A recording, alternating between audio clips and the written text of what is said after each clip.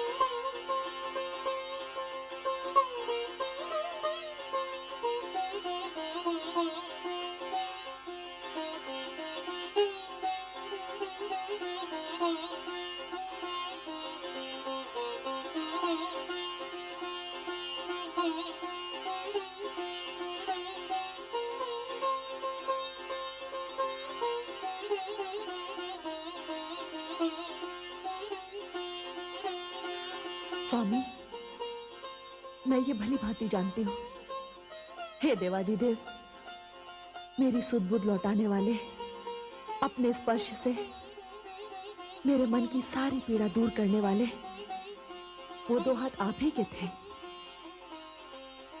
जिन्होंने इस तन को छुआ, वो भावना आपकी थी। जिसने मेरे मन को छुआ, मेरे अंदर एक ध्वनि सी गूंज रही है कि आपने मुझे क्षमा कर दिया। फिर अभी एक ऐसी समाधि, प्रभु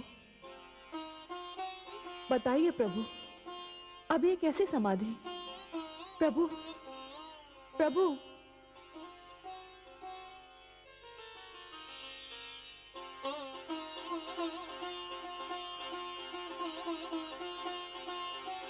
देवादिदेव, आप समाधि से बाहर आ गए। क्षमा करें देवी, कौन है आप?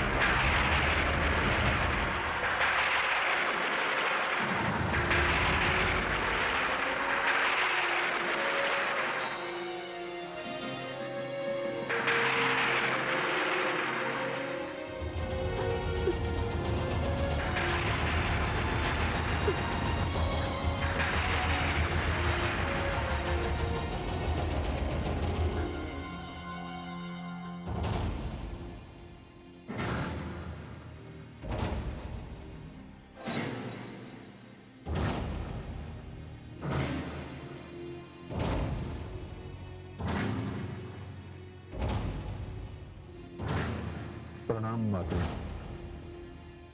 देवी, भोलेनाथ महादेव के दर्शन हुए? हाँ देवर्षि, किंतु देवर्षि, देवादिदेव महादेव भगवान शिव ने मुझे पहचाना ही नहीं। अर्थात भोलेनाथ शिव ने अपने नेत्र खोले, किंतु उनकी समाधि नहीं टूटी। देवर्षि, मेरे आक्रोश ने जब मुझे थका कर बेसुध कर दिया, तब मैंने भगवान शिव के स्पर्श का अनुभव किया था। वे शिव ही थे, वे मेरे आराध्य भगवान शिव के ही कर कमल थे। नारायण नारायण। देवी, भोलेनाथ जितने समाधि में होते हैं, उतने ही समाधि के बाहर होते हैं। आपने कुछ कहा नहीं उनसे? कहा, बहुत कुछ कहा। मेरे प्रयास पर मेरे आराध्य ने नेत्र भी खोले, मेरी ओर देखा भी, फिर ये कहकर नेत्र मूंद लिए कि देवी आप कौन हैं? देवर्षि, इस वाक्य को सुनकर मेरे हृदय को आघात लगा। हे देवी, आप तो जानती हैं कि महायोगी शिव एक पत्नी व्रत धारण किए हुए हैं। सती के देह त्याग के पश्चात उनके जीवन में किसी अन्य नारी का कोई स्थान ही नहीं है। तो फिर आपको पहचानने का प्रश्न ही कहां उठता है? ये आप क्या कह रहे हैं देवर्षि? आप ही मुझे यहाँ लेकर आए और आप ही कह रहे हैं कि मैं अन्य हूँ? नहीं देवी, आपने मेरे कथन का अभिप्राय नहीं समझा। तो आपके कथन का क्या अभिप्राय है, मुझे समझाइए देवर्षि। देवी, यहाँ जो कुछ भी हो रहा है, भगवती परमेश्वरी की इच्छा से ही हो रहा है। उन्होंने अपनी ही इच्छा से गौरी और पार्वती को 2 जन्मों में 2 भाग में बांट दिया। दक्ष की पुत्री गौरी का भाग समाप्त हो चुका है और अब जो भाग आरंभ हुआ है, वो है पर्वतराज की पुत्री पार्वती का। देवी, आपको अपने तप से, अपनी भक्ति से, अपनी लगन से, अपने समूचे व्यक्तित्व से शिव के समक्ष यह सिद्ध करना होगा कि यदि वे आपको स्वीकार कर भी लेते हैं, तो भी उनका एक पत्नी व्रत नहीं टूटेगा। देवी, भगवान शिव समूचे संसार के सामने एक आदर्श है, और आदर्श अपने भीतर सारी क्षमताओं के होते हुए भी अपनी सीमाओं का उल्लंघन नहीं कर सकता। तो फिर देवर्षि, आप ही बताइए, मैं क्या करूं? हे देवी, आपको अपने आदर्श को विवश करना है। इतना विवश करना है कि वो अपनी सारी सीमाओं का उल्लंघन करके आपके समक्ष आकर खड़ा हो जाए। देवी, आप जगदंबा स्वरूपा हैं, स्वयं शक्ति हैं। अब ये आप पर निर्भर करता है कि आप और कितने दिन शिव से दूर रहना चाहती हैं।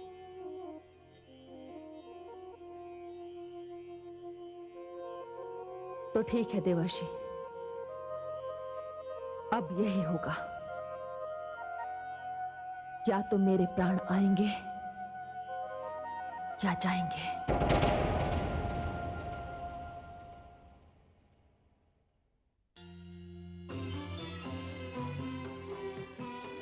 प्रणाम आदि प्रजापति। कल्याणमस्तु। आइए देवराज, सारे देवतागण एक साथ। आप लोगों की ये दशा देखकर मुझे दुख हो रहा है देवराज। किंतु आदि प्रजापति, तारकासुर को वरदान भी तो आप ही ने दिया था। ना आप उसे वरदान देते, ना हम लोग की ये दुर्दशा होती। तो आपकी दृष्टि में ये सारा दोष मेरा ही है देवराज। भाग्य की रचना के अनुसार गौरी हिमाचल पुत्री पार्वती के रूप में जन्म ले चुकी हैं और इस समय तो वो भगवान शिव तक पहुंच भी चुकी हैं। सब कुछ प्रारब्ध के अनुसार हो रहा है। मेरा आपसे निवेदन है कि प्रारब्ध के लेख को अधूरा नहीं, पूरा पढ़ने का प्रयास कीजिए। प्रयास तो हम कर लेंगे ब्रह्मदेव, किंतु यदि स्वयं देवी पार्वती अपने प्रयास में सफल नहीं हुई तो? हे प्रजापति, यदि देवी पार्वती अपनी तपस्या में विफल हो गई तो? देवराज, क्या आप भूल गए कि आपके पास एक ऐसा योद्धा है जो वैरागी को भी अनुरागी बना सकता है, जो तपती सूर्य की किरणों को चंद्र किरणों में बदल सकता है, जो शांत झील को प्रलयकारी महासागर में बदल सकता है। हे आदि प्रजापति, मैं आपका तात्पर्य समझ गया। अवश्य आपका संकेत मदन देव अर्थात कामदेव की ओर है। अब आपको कुछ भी कहने की आवश्यकता नहीं है। देवी पार्वती अपना कार्य कर रही है, हम सभी देवता अपना कार्य करेंगे। अब हमें आज्ञा दीजिए ब्रह्मदेव।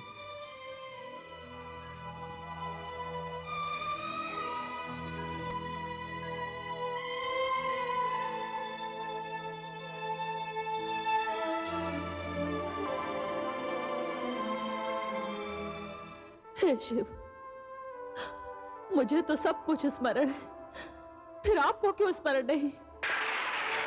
मैं तो बाल्यकाल से ही आप ही के स्वप्न देखती रही। आप मेरी चेतना में, मेरे कण कण में हैं। मैं आपको पहचान गई, आपने क्यों नहीं पहचाना? हे स्वामी, मैं आपको नहीं भूली, आप कैसे भूल गए?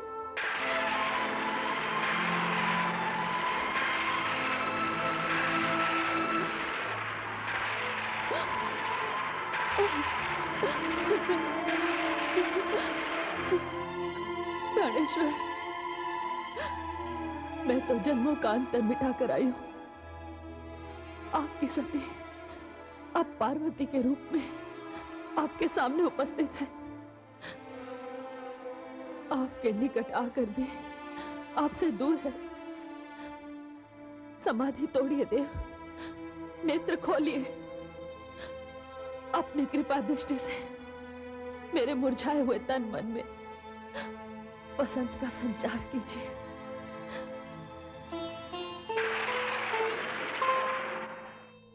स्वामी,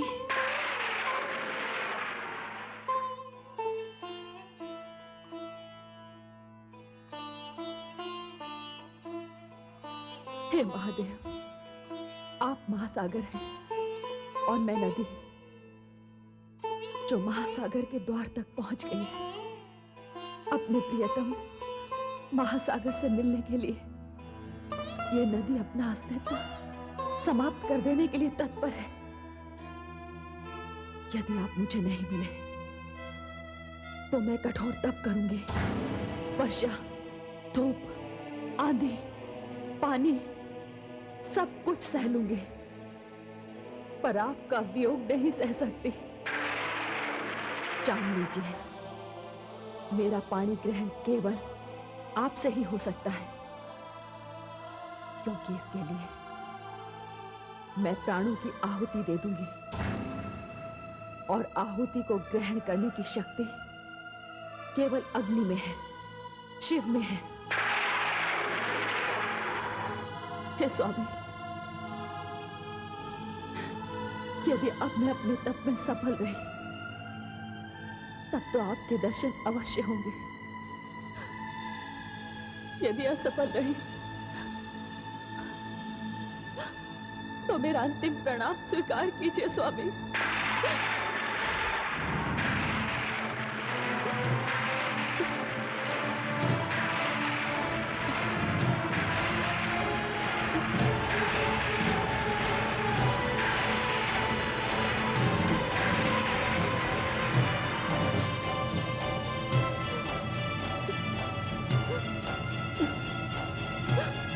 प्रणाम माता।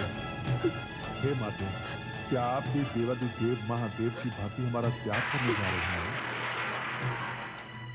कहिए माते। तुमने तो माता पुत्र का संबंध जोड़ लिया पुत्र, किंतु तुम्हारे देवाधिदेव ने, मेरे आराध्य भोले शंकर ने मुझे स्वीकार नहीं किया। वे मुझे स्वीकार करें, इसके लिए मैं अंतिम प्रयास करने जा रही हूं। मैं वहीं सामने बैठकर तप करूंगी, अपने आराध्य का नाम लूंगी, ओम नमः शिवाय का जाप करती रहूंगी। किंतु माते, अब तो यहाँ हिम की वर्षा आरंभ होने वाली है। नहीं पुत्र, निष्ठा एवं सत्य किसी भी परीक्षा की गंभीरता को नहीं देखते। मैं तो केवल इतना मानती हूं कि मेरे आराध्य देव के नाम का जाप हिम की वर्षा को जब तक पुष्प वृष्टि में नहीं बदल देता, मैं वहीं निरंतर बैठी रहूंगी। पुत्र, क्या मैं अपेक्षा करूं कि कोई भी मेरी समाधि को भंग नहीं कर पाएगा? माते जी, आपका अपने पुत्र को आदेश है, यदि इस समय विकराल काल भी आपकी तपस्या भंग करने आया तो मैं उसका भी मान मर्दन कर दूंगा। अब तो आपकी इच्छा के बिना मेरे देवाधिदेव महादेव के अतिरिक्त आपके पास कोई नहीं आ सकता। ये आपको आपके पुत्र वीरभद्र का वचन है माता।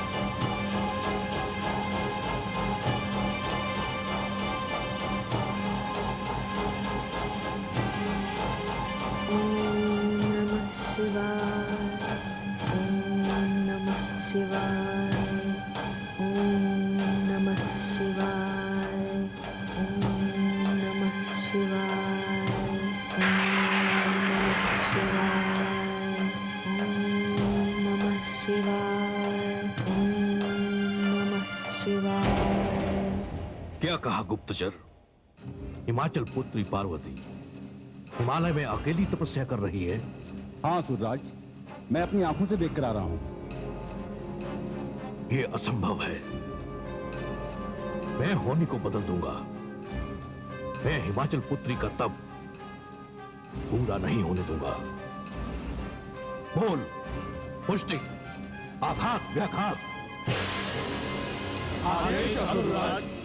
तुम चारों इसी समय हिमालय जाकर हिमाचल पुत्री को इतना आतंकित करो कि उसका तप भंग हो जाए। जो आज्ञा असुरराज।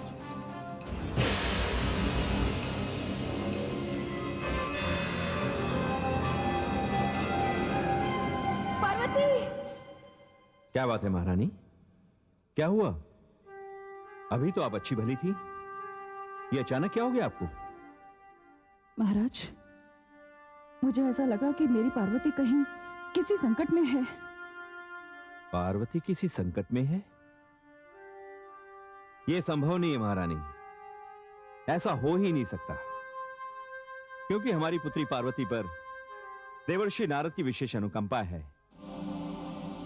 देवर्षि नारद जिनके मार्गदर्शन ने संसार को ध्रुव और प्रहलाद जैसे महान भक्त दिए, दोनों ही बालक थे महारानी, किंतु एक के दृढ़ निश्चय और दूसरे के दृढ़ विश्वास ने नियति के भी घुटने टिकवा दिए थे।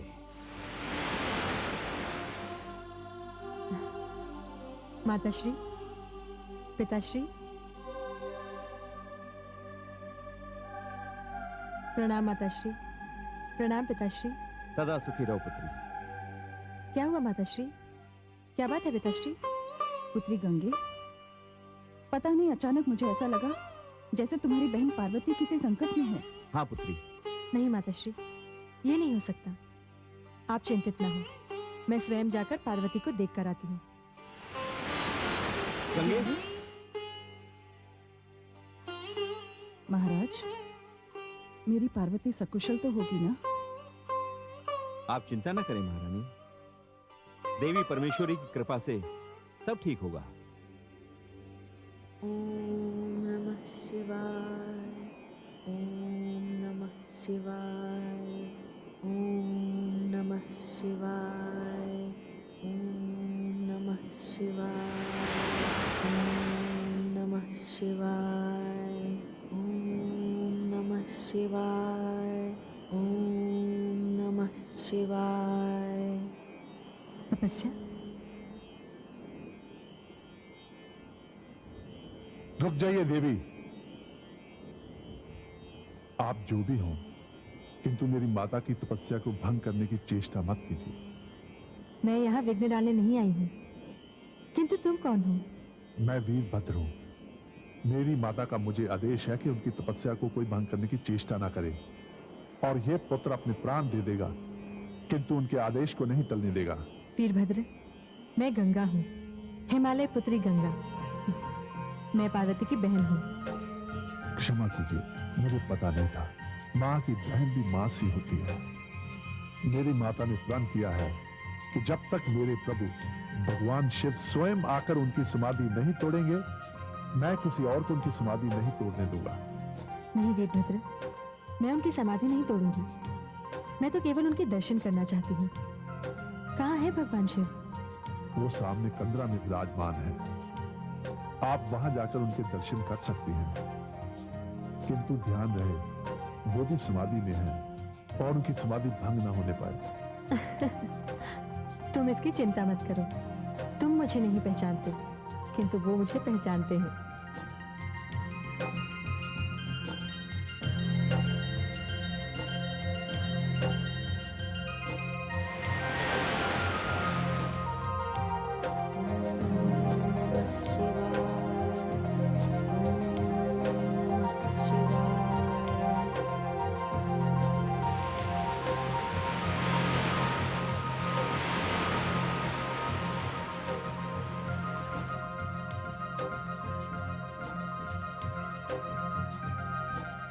गंगा कैलाश पर आए और आपके चरण स्पर्श किए बिना ही चली जाए, यह इतना संभव ही नहीं है प्रभु।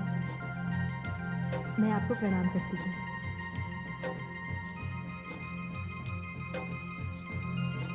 मैं जानती हूँ आपकी समाधि भंग नहीं होगी।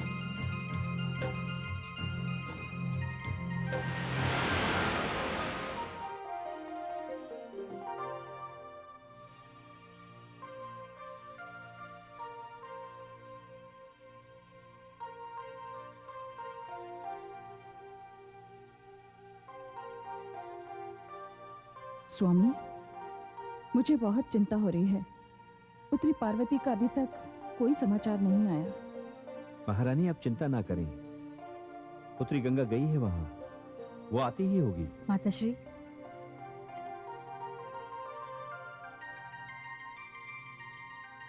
प्रणाम पिताश्री। प्रणाम माताश्री। सदा सुखी रहो पुत्री। पुत्री गंगे, तुम पार्वती से मिलकर आई? जी माताश्री। कैसी है मेरी पुत्री? माताश्री, वो सकुशल कैलाश पर है और पास ही कंदरा में भगवान शिव समाधि लगाए बैठे हैं। तो मेरे मन में जो भय था। माताश्री, जिसकी रक्षा स्वयं वीरभद्र कर रहे हो, उसके लिए भय कैसा? किंतु गंगे, इस समय तो वहां भीषण हिमपात हो रहा होगा। हाँ पिताश्री, हिमपात तो हो रहा है। और अब ये बात कोई जाकर पार्वती से पूछे कि उसे तपस्या करने के लिए कंदरा से बाहर आकर बैठने की क्या आवश्यकता थी, जो खुले आकाश के नीचे बैठकर तप कर रही है। इसलिए अब उस पर हिम की वर्षा भी हो रही है। पुत्री, ये तो क्या कह रही है? देवर्षि नारद मेरी पुत्री को किस कठोर तपस्या के लिए ले गए? स्वामी, वहां भीषण हिमपात में मेरी पुत्री की दशा क्या हो रही होगी? महारानी अब चिंता ना करें। हिमालय की पत्नी होकर, पार्वती की माता होकर, हिमालय पुत्री के लिए आपको हिम की वर्षा भीषण लग रही है? ये आप नहीं समझेंगे स्वामी, ये केवल एक माँ ही समझ सकती है। मेरी पुत्री कितनी कोमल है, मैं स्वयं जाकर देखूंगी वो किस स्थिति में है। महारानी रुक जाइए, मैं आपको वहां नहीं जाने दूंगा, कदापि नहीं जाने दूंगा। वहां जाकर आप कहीं मेरी पुत्री के संकल्प पूर्ति मार्ग में बाधा ना बन जाएं। नहीं स्वामी, कोई भी माता अपनी संतान के लिए बाधा नहीं बन सकती। पिताश्री, माताश्री के जाने की व्यवस्था कर दीजिए ना, कि वहां जाकर पार्वती का साहस देखेंगी तो ही इन्हें धीरज प्राप्त होगा। ठीक है पुत्री गंगे, मैं महारानी के जाने का उचित प्रबंध कर देता हूँ। स्वामी, जो भी करना है शीघ्र कीजिए।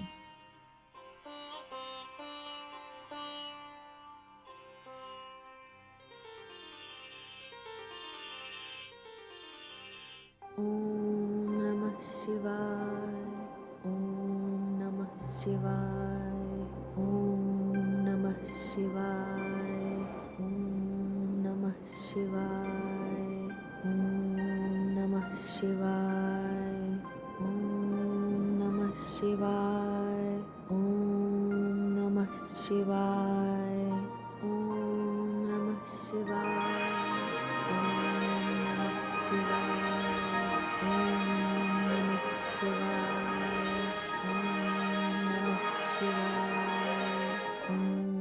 नमः शिवाय।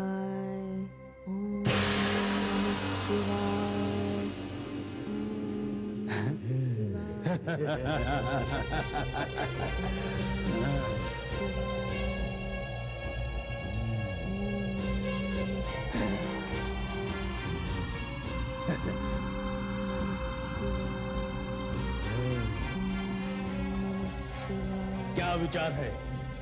उठाकर ले चले इसे। नहीं मुस्तिक नहीं, इसे समाप्त करने का आदेश प्राप्त हुआ है हमें। किंतु आघात, तनिक सोचो, विधाता ने कैसी सुंदर मूर्ति बनाई है, क्या हम इसे यूं समाप्त कर देंगे? तुम किसी भ्रम में मत पड़ना मूल, समय नष्ट मत करो। चलो शीघ्र ही आदेश का पालन करें और इसके पद का प्रमाण लेकर हम असुराज तारकासुर के पास चले।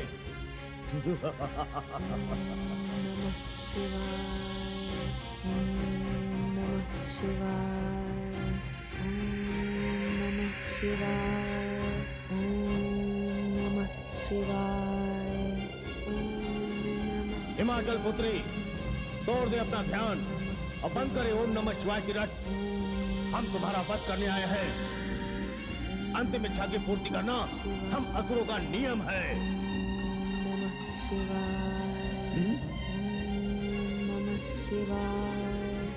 तुमने सुना नहीं भ्राता मुस्तिक ने क्या कहा?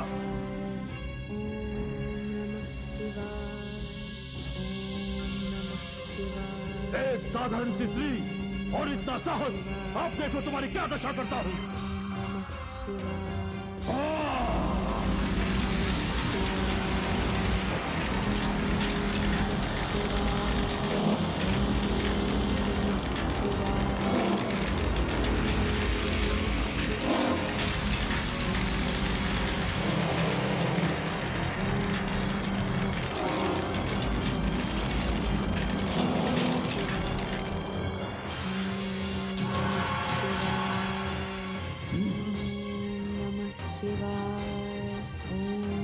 विधाता आघात कदाचित इस हिम वर्षा में इस पर अग्नि का प्रभाव नहीं होगा।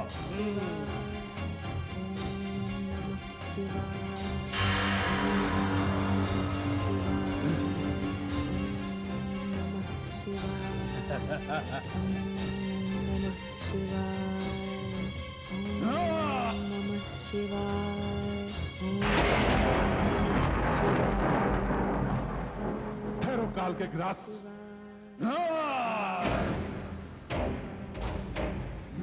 उधर क्या देखते हो, इधर आओ।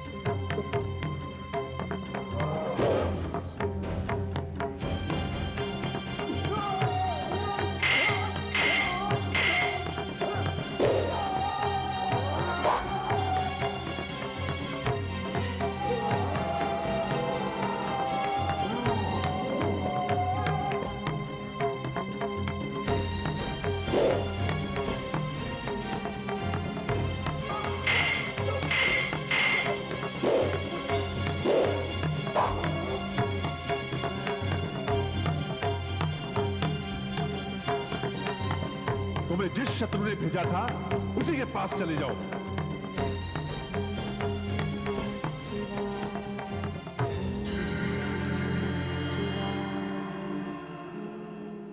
प्रणाम माते। क्षमा करना माते, पल भर के लिए झपकी लग गई थी। अब प्रण करता हूं कि जब तक आपकी समाधि नहीं टूटेगी मैं आंख भी नहीं झपकाऊंगा।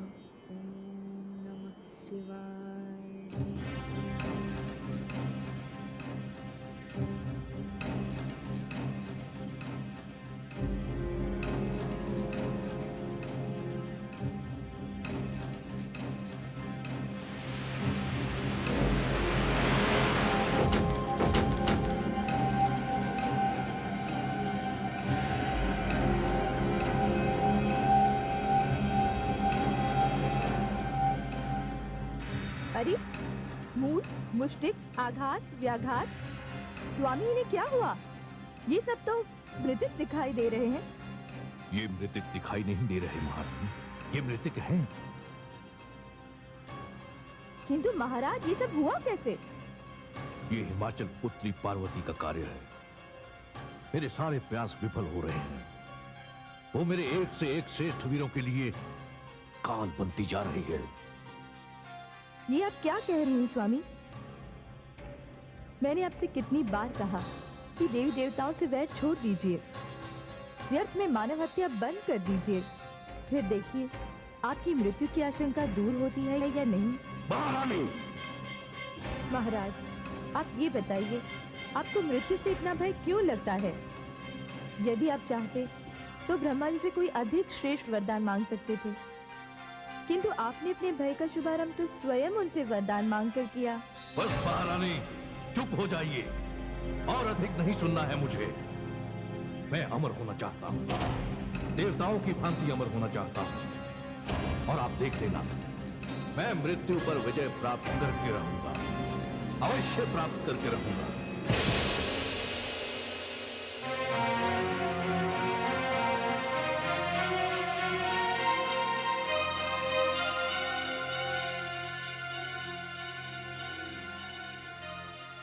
हे वरुण देव, क्या कारण हो सकता है? कामदेव अब तक नहीं पधारे। वो किसी भी क्षण आते होंगे, उन्हें सूचना दे दी गई है। कामदेव उपस्थित है देवराज इंद्र। कामदेव अपनी समस्त सेना के साथ उपस्थित है देवराज। आइए आइए कामदेव, आपका स्वागत है। आइए आइए कामदेव, वरुण लोक में आपका स्वागत है। आज्ञा दीजिए देवराज। बहुत दिनों से मैं तथा मेरी सेना दोनों ही निष्क्रिय बैठे हुए हैं। आज आपने जैसे ही मुझे बुलवाया तो मेरे मन में एक नई शक्ति का संचार हो गया। आदेश दीजिए देवराज, किस वन को उपवन बनाना है, किस हठी ऋषि की समाधि भंग करनी है, किसका तप आपकी शक्तियों को चुनौती दे रहा है? बताइए देवराज, बताइए। इस बार मेरे बाणों के लक्ष्य पर कौन है? बताइए देवराज, कौन है मेरे लक्ष्य पर?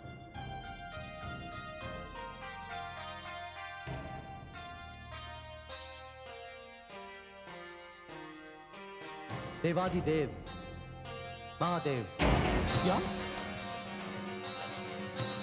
हाँ कामदेव, देवादिदेव महादेव। देवादिदेव महादेव, जो सारे संसार की शक्तियों की संगम है, जहां सारी इच्छाओं की पूर्ति अपने आप हो जाती है, जिनकी दृष्टि के एक संकेत में असंख्य काम है, उन निष्काम ठियों पर लक्ष्य। आप चाहते हैं कि मैं उन पर अपना बाण चलाऊं? नहीं देवराज, नहीं। मेरे साहस और धैर्य की परीक्षा मत लीजिए। देखिए कामदेव, ये हम सभी देवताओं की अस्मिता और गौरव का प्रश्न है। हम कब तक इसी प्रकार एक स्थान से दूसरे स्थान पर भटकते रहेंगे? किंतु देवराज, हम देवताओं की पराजय का कारण तो असुर सम्राट तारकासुर है। हाँ कामदेव, जब तक भगवान भोलेनाथ के संतान नहीं होती, हमारा संकट नहीं टलेगा। और उधर जगदम्बा पार्वती भगवान भोलेनाथ को प्राप्त करने के लिए हिमालय में घोर तप कर रही हैं। फिर भी भगवान भोलेनाथ उनकी ओर आकर्षित नहीं हो रहे। उनकी समाधि भंग करने के लिए मेरे पास एकमात्र अस्त्र है, और वो आप है कामदेव, केवल आप। किंतु देवराज, कामदेव, ये हमारा आदेश है, और यदि आपने हमारे आदेश का पालन नहीं किया तो आपको हम सभी देवताओं की ओर से ऐसा दंड दिया जाएगा जिसकी आप कल्पना भी नहीं कर सकते। नहीं देवराज, इसकी आवश्यकता नहीं। कहते हैं स्त्री का चरित्र और पुरुष का भाग्य उसकी रचना करने वाला भी समझ नहीं पाया। तो मेरे भाग्य में क्या लिखा है, ये मैं कैसे जान सकता हूं? और फिर मुझे अपने समस्त देव समुदाय के लिए कुछ करने का अवसर प्रथम बार मिल रहा है। इसे मैं अपना सौभाग्य समझकर स्वीकार करता हूं। आज्ञा दीजिए देवराज।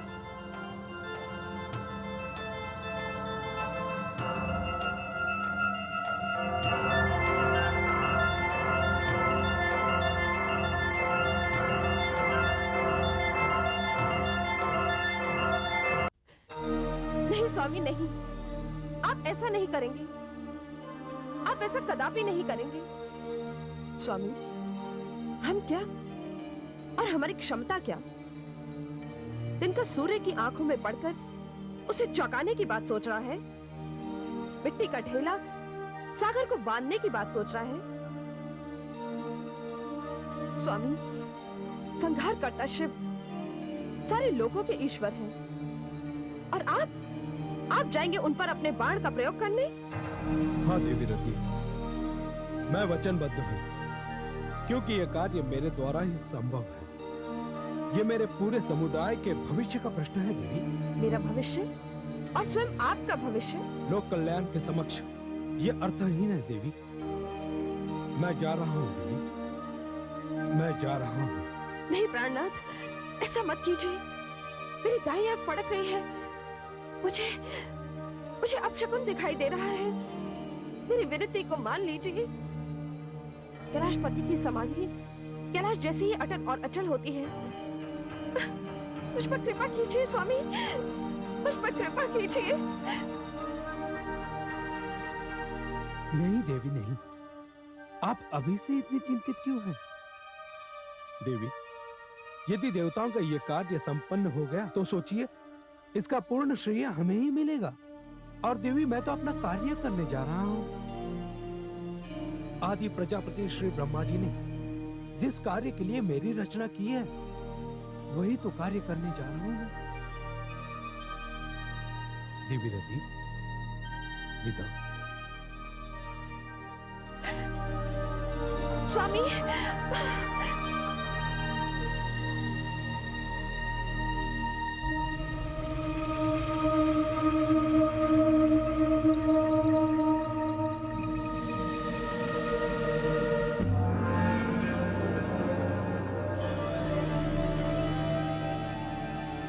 ऋतुराज, अपना कार्य आरंभ करो।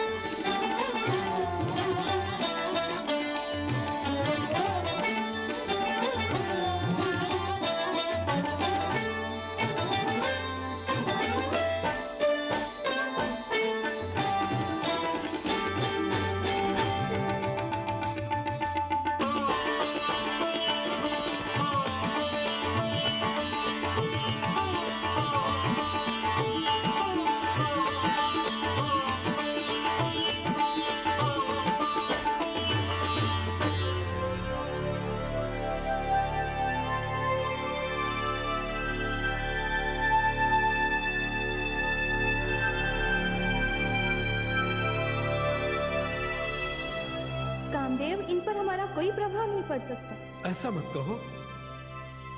तुम मेरी सेना का मुख्य अंग हो और कामदेव की सेना उस हर व्यक्ति पर अपना प्रभाव डालती है जिसके पास लेश मात्र भी पौरुष शेष है।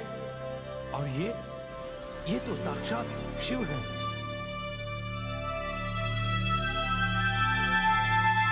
क्षमा करें मदन देव, हम इनके समक्ष असमर्थ हैं।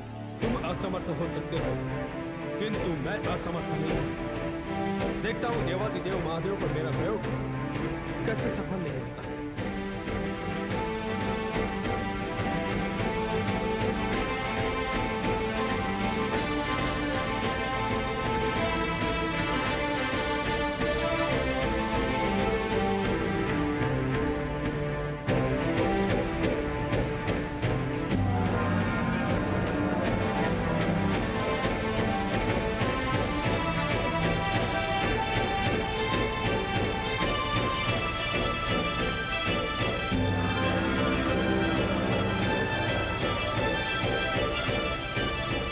मेरे पुष्पोदान, तू कोमल है इसलिए कि तू काम का बाण है। तू अति सुगंधित है। तेरी शक्तियां असीमित हैं। तू योगियों के योग से भी अधिक शक्तिशाली है, तपस्वियों के तप से भी अधिक दहा। तेरा प्रहार सर्वश्रेष्ठ संसार की किसी सुंदर युवती के नेत्रों के प्रहार जैसा है। जा मेरे बाण, तुझे मानव कल्याण करना है। तुझे समाधि में डूबे भगवान शिव को फिर से अनुरागी बनाना है। जा मेरे बाण, जा।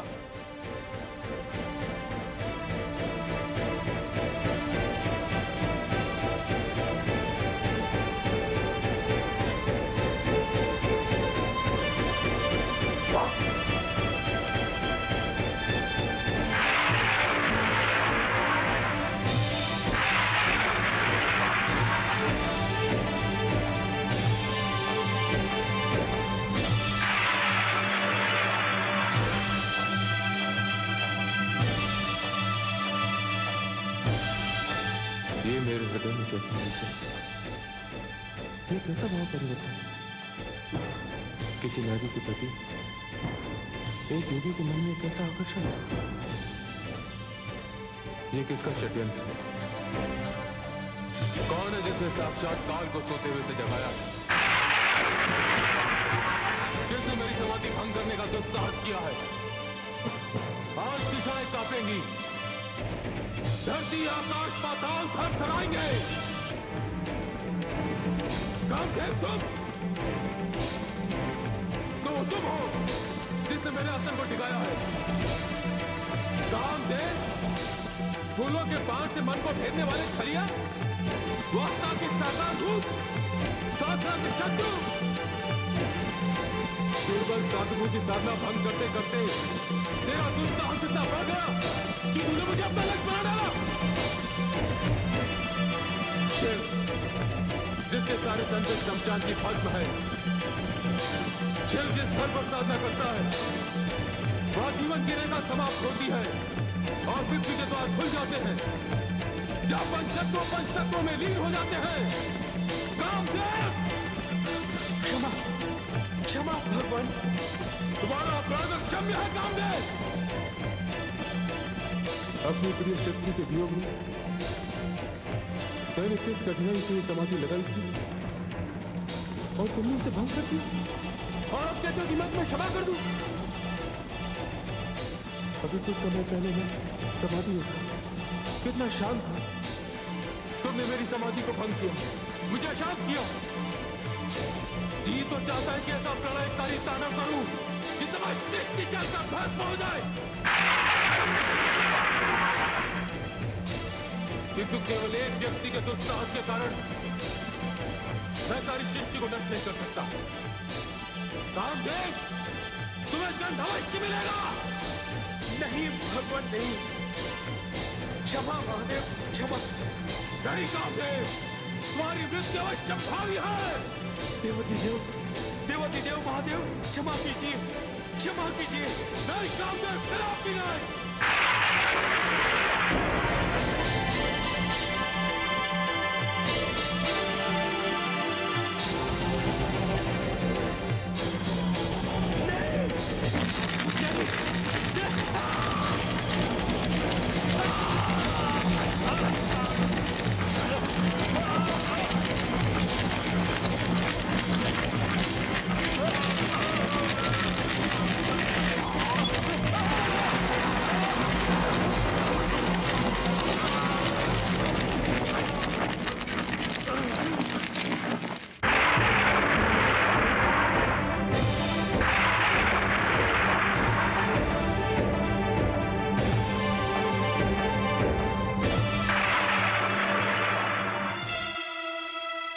अनर्थ हो गया, अनर्थ हो गया देवराज, अनर्थ हो गया।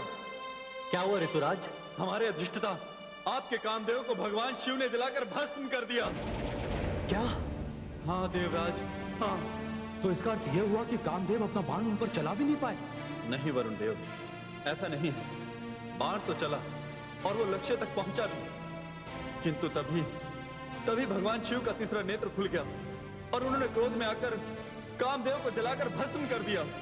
हे ऋतुराज, कैसा भीषण, कैसा दारुण दुख है ये। समझ में नहीं आता कि आपके इस समाचार पर मैं हर्ष प्रकट करूं या शोक।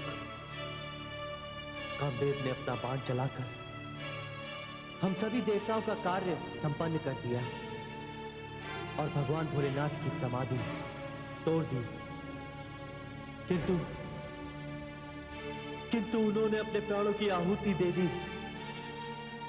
हे कामदेव, ये समस्त देवलोक आपका आभारी रहेगा, सदा आपका आभारी रहेगा।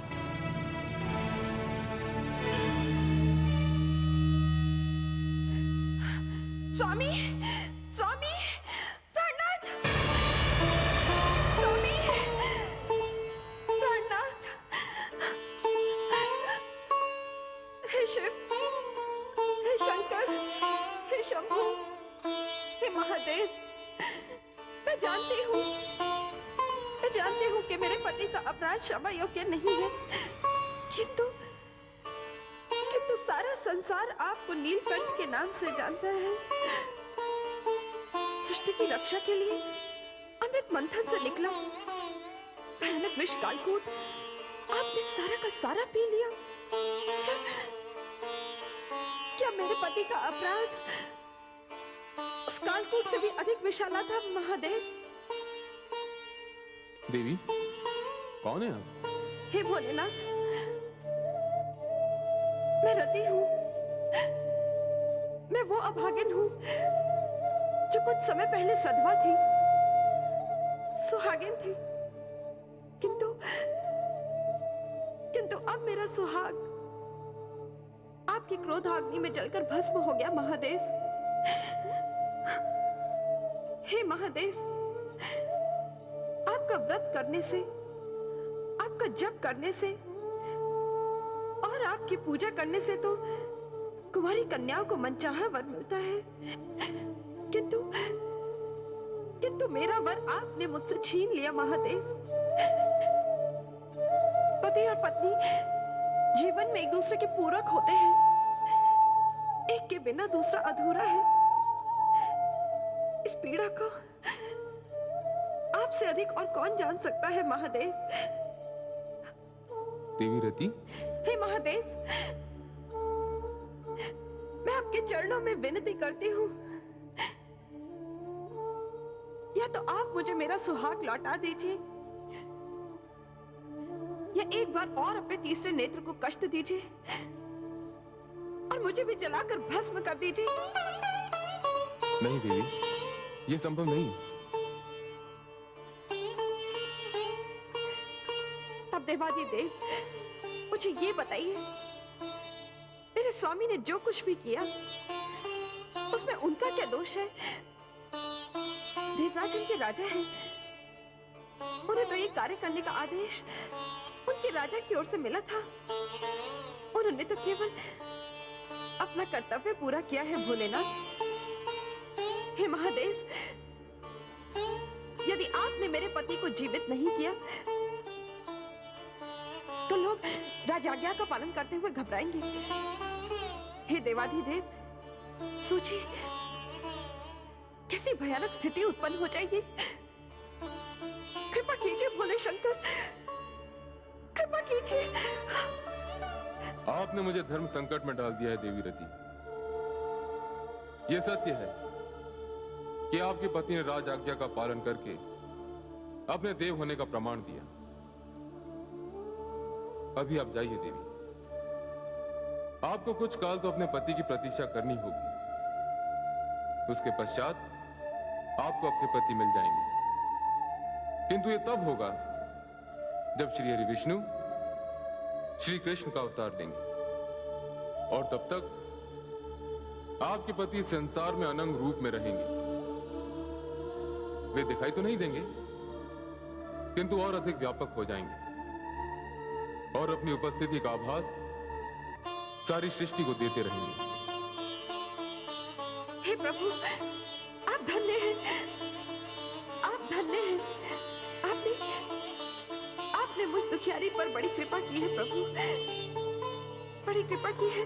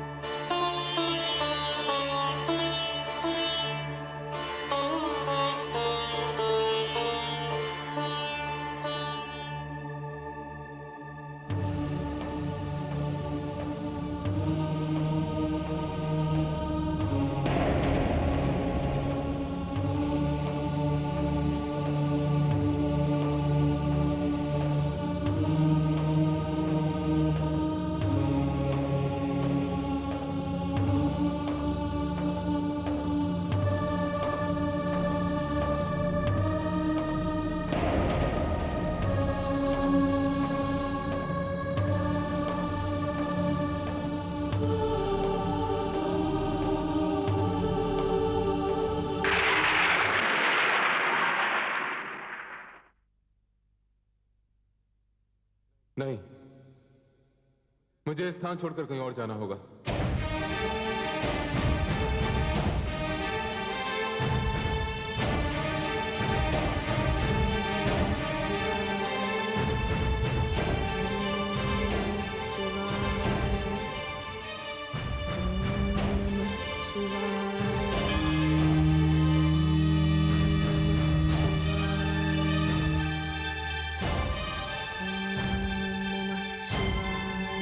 हे देवी पार्वती, आप मेरा अंश हैं, मेरी शक्ति है। मुझे गर्व है आप पर कि आप अपनी तपस्या से, अपनी साधना से ये सिद्ध करने जा रही हैं कि नारी में जो सहन शक्ति है उसे किसी सीमा में बांधा नहीं जा सकता। उसकी सहन शक्ति ही उसका सबसे बड़ा अस्त्र है। आपकी तपस्या संसार की हर नारी के लिए एक उदाहरण बन जाएगी। और इस समय शक्ति इस हिमपात से युद्ध करने जा रही है। मेरी मंगल कामना है कि आपका ये प्रयास सफल हो, आपका स्वप्न साकार हो। और इस समय क्या सृष्टि, क्या देवी देवता, क्या मानव, क्या पशु पक्षी, सबके सब शिव और शक्ति के मिलन की आस लगाए बैठे हैं।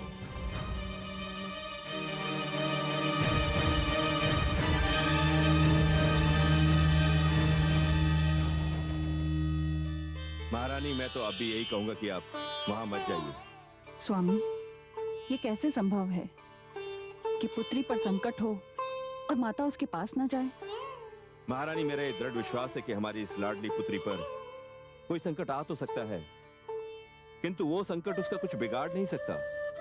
आप पिता हैं, आप कठोर हो सकते हैं, किंतु मैं माता हूं।